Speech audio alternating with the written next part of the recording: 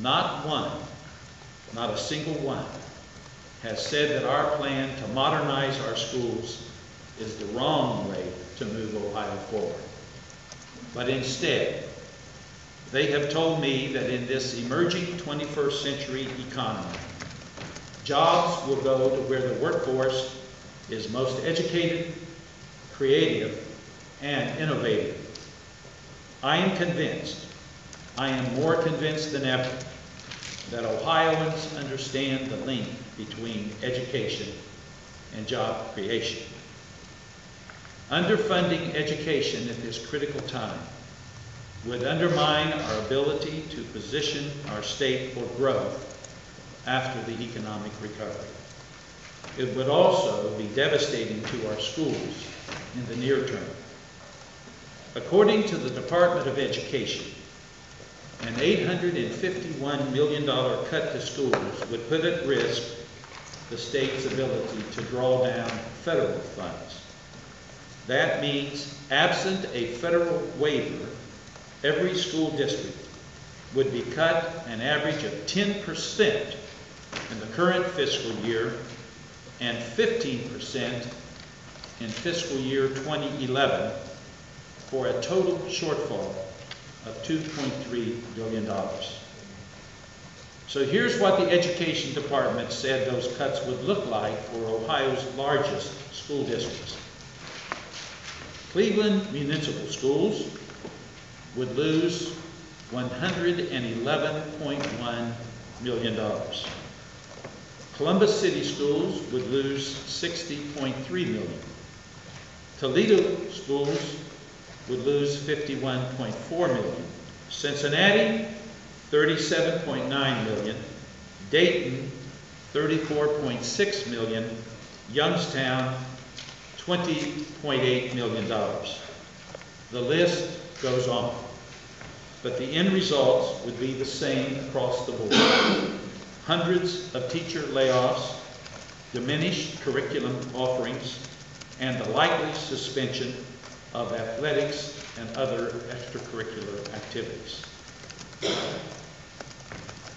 A second option is to raise taxes. A half-penny sales tax, an increase of a half-penny sales tax, would provide enough revenue to balance the budget and spare education. A sales tax increase has been the preferred response in the past when our state was confronted with less severe recessions. But I am concerned that a sales tax increase, even a temporary one, could have the effect of depressing consumer spending, prolonging the recession, and delaying Ohio's recovery.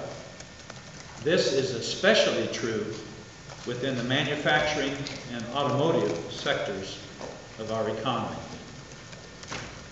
A third option is to postpone the last part of the income tax cuts while leaving the cuts we've made to date in place. If the legislature adopts this proposal, Ohio's taxpayers will continue to pay at a tax rate 16.8% less than it was in 2004. The state will collect approximately $844 million in revenue, which is close to the $851 million needed to protect education and to balance our budget. The rest would be made up in cuts if necessary. This would freeze income tax rates so they remain exactly the same as last year. And if a family's earnings are the same in 2008 because of a slight increase in the personal exemption, they will still pay fewer taxes this year than they did last. Reforms first enacted in House Bill 66.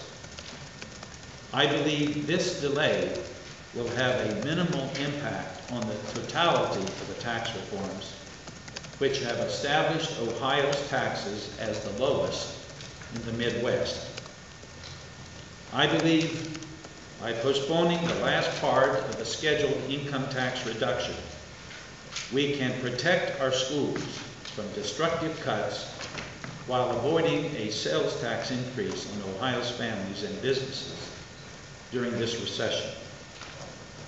Now, of course, some will try to score political points by branding this delay as a tax increase. But again, tax rates are staying the same as last year. What I am proposing today requires legislative approval. If no legislative action is taken, our schools will by default be forced to absorb at least $851 million in tax cuts, and perhaps much more if federal resources are lost. The cost of not acting is clear. Now, I look forward to cooperative action and a bipartisan determination to do what is right for the people of Ohio. The men and women who elected us to serve expect and deserve serious and constructive leadership. The budget is not in balance today. We need to act quickly, as our ability to balance the budget and to protect our schools will become only more difficult with further delays. The choice is clear. We can cut education, raise taxes, or postpone the last phase of the income tax rate reduction. Postponing the income tax reduction is my recommended solution. If members of the legislature have other ideas, I encourage them to bring them forward for consideration. My door will remain open to leaders of both chambers and to leaders of both parties. In the coming days, I hope we can work together to address the challenges before us. And I will answer any questions you have of me. I also have Kent Marcus, my legal counsel. I have Harry Savity, my Director of Management and Budget, and I have Mr. Rich Levin, our tax commissioner.